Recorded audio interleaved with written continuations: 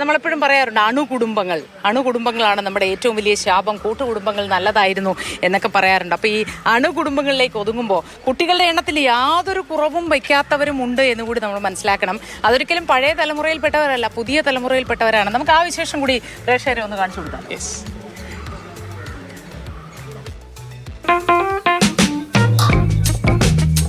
Cake തരട്ടെ? ഇന്ന് ആരുടെ ബർത്ത്ഡേയാ? ആണോ? നിങ്ങൾ എത്ര പേരാ അപ്പോ? 7 പേരാ? അമ്മയുണ്ടോ അകത്ത്?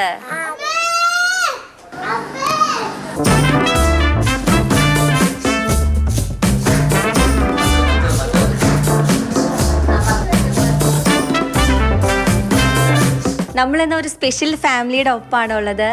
ജോബിൻ്റെയും ജോമോളുടെയും കുട്ടി സ്വർഗരാജ്യത്തിലാണ് നമ്മളിന്നുള്ളത്.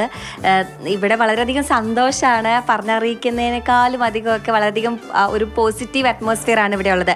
ഒരുപാട് അതിജീവിത കഥകൾ ഇവർക്ക് പറയാനുണ്ട്. അതിനപ്പുറത്തേക്കാണ് ഇങ്ങനൊരു ജീവിതമായിട്ട് ഇവർ മുന്നോട്ട് പോകുന്നത്.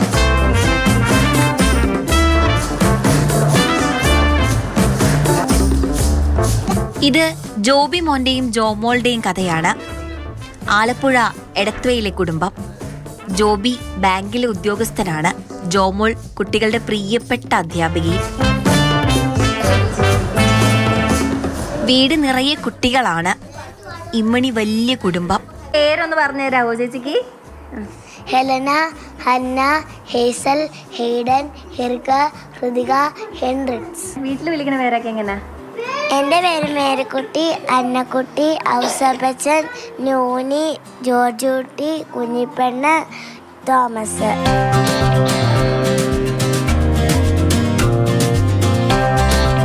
ഞങ്ങൾ സൺഡേ സ്കൂളിലുണ്ടായിരുന്നു. സൺഡേ സ്കൂളിൽ പഠിപ്പിക്കുന്ന ടീച്ചറായിരുന്നു.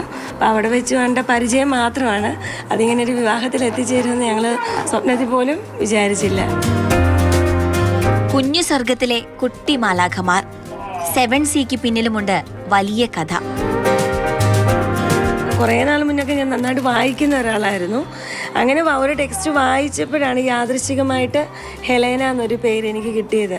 അത് കഴിഞ്ഞ് പിന്നെ നാച്ചുറലി ബൈബിളിൽ നിന്നാണ് ഇവളുടെ പേര് ഹന്ന എന്നുള്ള പേര് ഞങ്ങൾ സെലക്ട് ചെയ്തത്.